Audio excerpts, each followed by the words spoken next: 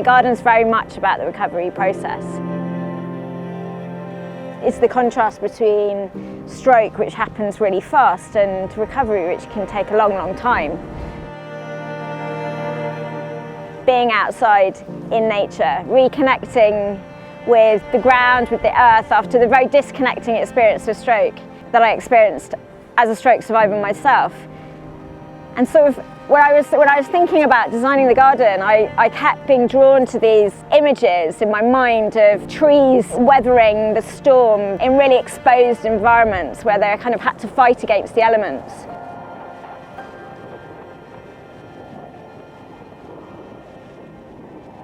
So it was just over a year ago now, so it was January 2023. And I just got back to the office and started having really quite a bad headache. So I started taking myself home, just thought I'd finish up for the week at home. And as the journey continued, the headache got worse, and so I had to pull over at the side of the road. I knew something was wrong, but I couldn't really work out what it was. But I felt very sick and couldn't see. So I rang 999 in the end, and I went to have an MRI, and they discovered a big bleed on my brain.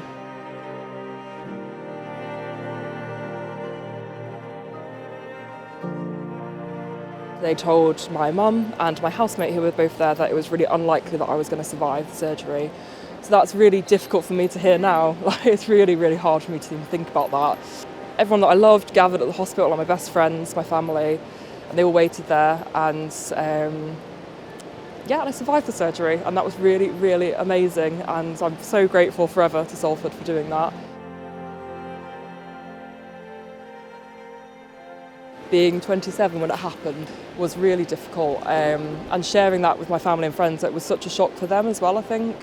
Everyone has their own experience of things that have happened as a result of it, whether that's personal, emotional or physical. I think it's really hard to capture it in just one voice, and actually it is so important to try and capture everyone's voice. So one of the reasons I wanted you to come up here today, Mark, is that I've been talking a lot about the pine trees and the Pinus mugos, the mountain pines, being symbols of resilience. I wondered whether you could talk a little bit about them from a horticultural perspective. It's a 2-needle pine, lovely blue-green needle, beautiful cinnamon bark, and as you say, it's an incredibly resilient tree. We can see that standing here, the way they're able to grow in all manner of conditions, bending and shaping themselves with the elements, and resisting the elements and continuing to grow very strongly. And you can see that from the trees we've looked at here today. They've all got their own wounds, their own broken branches, but each of those wounds and breaks tells its own story and brings beauty to the plant.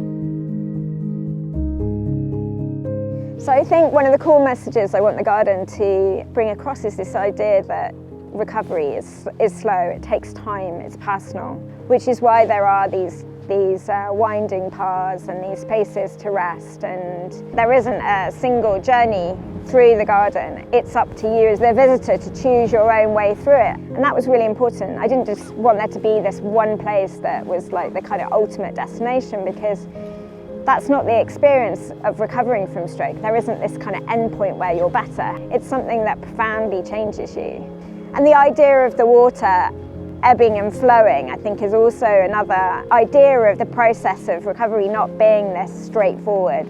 It is hugely traumatic having a stroke, but you have this resilience. We have this resilience and we can rebuild. For me, it's about trying to find a way to move forward, and I do think that there's been a much more resilient person than I maybe thought initially that I was, but at the same time it's not an overnight thing, it's a journey, and it's something that has taken a lot of work from both myself but also my friends, my family, everyone around me, to try and sort of come to terms with what's happened, and both back then but also how to move forward from something like that.